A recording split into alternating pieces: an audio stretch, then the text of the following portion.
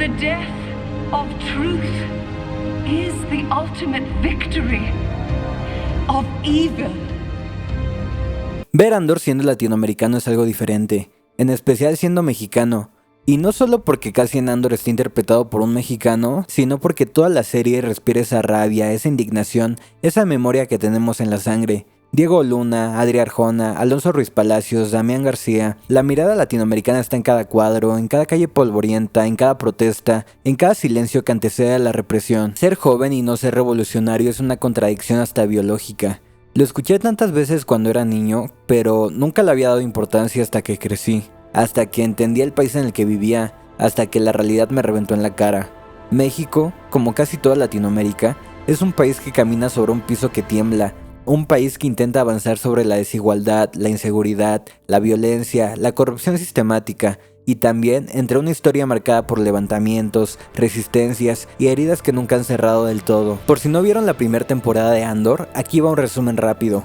La historia sigue a Cassian, un hombre común que vive en Ferrix, un planeta obrero donde todos intentan pasar el día sin llamar la atención del Imperio. Pero todo cambia cuando Cassian mata accidentalmente a 2 guardias. Ese accidente desata una persecución que lo obliga a huir y lo empuja hacia algo mucho más grande que él. En su camino aparece Luten Rael, un misterioso agente rebelde que ve en Cassian lo que él todavía no acepta, alguien capaz de pelear. Luten lo recluta para un pequeño atraco en Aldhani, donde Cassian y un pequeño grupo de rebeldes intentan robar la nómina imperial. El golpe funciona, pero el costo es altísimo. Cassian descubre que el imperio no solo oprime, también te rompe por dentro. Intentando escapar de todo, el imperio lo arresta injustamente y lo envía a la prisión de Narquina 5. Ahí Cassian vive la opresión en su forma más pura. Trabaja como esclavo, vigilancia total, castigos invisibles. Pero incluso en ese infierno, él y otros prisioneros encuentran algo que el imperio nunca pudo controlar: la esperanza, y juntos protagonizan una de las mejores fugas en la historia de la televisión.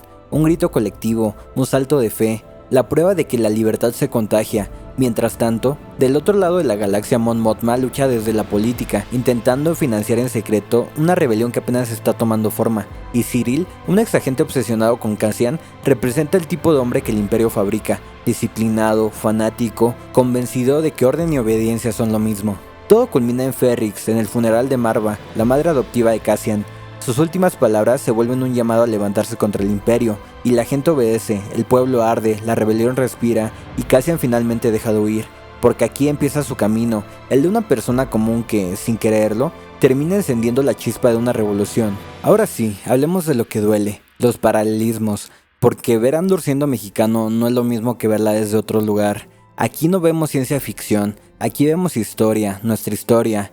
La escena de la segunda temporada, la masacre en la plaza, no es una simple metáfora. Para muchos de nosotros se siente como memoria. Gorman no es un planeta inventado en una galaxia muy lejos de aquí. Gorman podría ser Tlatelolco, una muchedumbre reunida, un movimiento estudiantil y civil pidiendo dignidad, un gobierno autoritario incapaz de dialogar que responde con violencia, gas, balas, silencio forzado. Tlatelolco en 1968 no es solo un recuerdo, es una cicatriz, el punto exacto donde el Estado decidió que la juventud era una amenaza, que organizarse era un crimen, que los cuerpos eran desechables. Y eso mismo vemos en Andor, un imperio que insiste en que el orden lo justifica todo, que ve la esperanza como una ofensa, que solo escucha cuando la gente grita con sangre. La masacre de Gorman está filmada con una sensibilidad profundamente latinoamericana. La música que se vuelve protesta, la comunidad que se defiende a sí misma, los jóvenes que se niegan a retroceder, y cuando todo estalla, no se siente épico, se siente como lo que es, una tragedia planificada, se siente como testimonio, porque Andor no glorifica la revolución, la humaniza, no muestra héroes invencibles, muestra gente común enfrentándose al monstruo más grande que existe, el sistema. Y Latinoamérica siempre ha vivido ahí, entre dos espadas, la necesidad de sobrevivir y la necesidad de resistir. Es imposible no pensar en México hoy. Todo esto me resuena aún más por lo que ha pasado en las últimas semanas. En el momento en el que estoy grabando esto acaba de ocurrir la marcha de la generación Z, y sin entrar en peleas políticas o en quién está detrás de qué, creo que el descontento es real, tan real que ya no necesito una explicación. Esta vez se sintió diferente. Después de lo ocurrido con el presidente de Uruapan, Carlos Manso, un sentimiento de hasta aquí se volvió nacional. No hizo falta ser de Michoacán para sentirlo. El país entero se movió, y las marchas de esta vez no fueron las típicas marchas pacíficas que terminaron en violencia. Fueron marchas que desde un inicio nacieron violentas, y el gobierno lo sabía. No por nada blindaron el Zócalo como nunca antes, ni por nada levantaron barricadas alrededor de tantos palacios municipales, especialmente en Michoacán, el estado que históricamente ha sido el epicentro de la resistencia, la revolución y la rebeldía.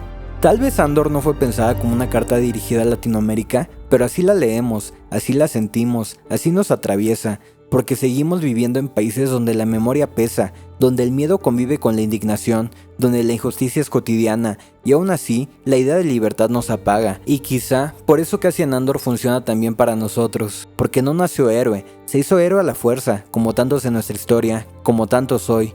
No sé qué va a pasar en el futuro, no sé si esto terminará siendo otra de esas ocasiones en las que todo el país se indigna para que en una semana después se nos olvide. Lo único que sé es que si no aprendemos de nuestros errores, vamos a seguir repitiendo el mismo ciclo interminable de violencia. No deberíamos esperar a que uno de los nuestros sea el que no regrese a casa para levantar la voz contra quienes nos han llevado hasta aquí. Ahora tengo miedo, hemos estado dormidos, nos acostumbramos a que el miedo sea rutina, a levantarnos a las 4 de la mañana, a hacer 3 horas de camino al trabajo o a la escuela, rezando simplemente por volver con vida. Mientras tanto, quienes son responsables de la situación del país ni siquiera saben lo que es sobrevivir el día a día. Nos exigen respetar leyes que ellos mismos violan, y si justificamos a los políticos actuales porque los anteriores también lo hacían, ¿con qué cara esperamos un cambio? Hemos estado dormidos, yo estaba dormido, y he intentado no ver la realidad que está azotando a mi país, una realidad que ya no puedo seguir ignorando. Hay una enfermedad que no sana dominando el país, una enfermedad que se ha ido expandiendo como óxido, cubriéndolo todo a nuestro alrededor. La dejamos crecer, y ahora está aquí, y no vino de visita, quiere quedarse. La corrupción es una enfermedad que prospera en la oscuridad y nunca ha estado tan viva como ahora. Es fácil desde una pantalla decirle a otros que peleen, y quizá muchos tengan razón, quizás luchar es inútil, quizá ya es muy tarde, pero si me dieran la opción de intentarlo o seguir en este rumbo, me levantaría más temprano y pelearía desde un inicio contra estos bastardos. Luchen contra esta enfermedad, porque si no lo hacemos ahora, muy pronto pagaremos las consecuencias de no haberlo hecho. Porque al final, la resistencia no siempre nace de grandes discursos, a veces nace del cansancio, de un ya basta que se queda atorado en la garganta durante años, hasta que un día se escapa. A veces nace de una madre que decide no guardar silencio, de un estudiante que decide no agachar la mirada, de un pueblo que decide no retroceder. Así empiezan las revoluciones, no con héroes perfectos, sino con gente común que un día deja de tener miedo. Y pienso en Andor, pienso en Ferrix, en Marva diciendo pelea, en Cassian corriendo sin saber que un día será leyenda, y no puedo evitar pensar en nosotros, en México, porque tal vez la chispa no está en una galaxia muy lejana, tal vez siempre estuvo aquí, entre las calles que caminamos, en los nombres que gritamos, en las historias que heredamos.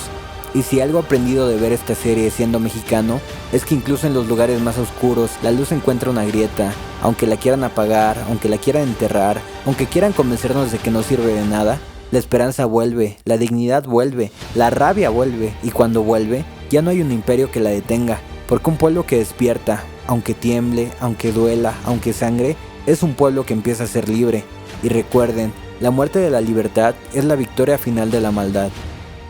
Si te gustó el video dale like, suscríbete y comenta algo acá abajo. También puedes seguirme en mi Insta donde no subo absolutamente nada relacionado a esto, pero siempre puedes mandarme un mensaje si quieres que hable sobre alguna serie, película o lo que sea en realidad. Me gusta hablar de todo.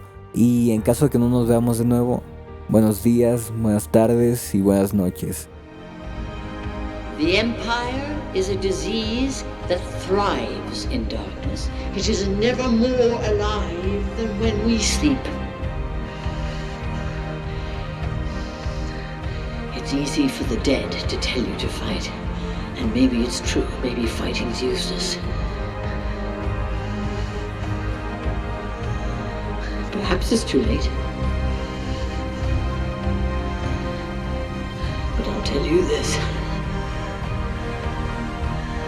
If I could do it again, I'd wake up early and be fighting these bastards from the start. Fight the Empire!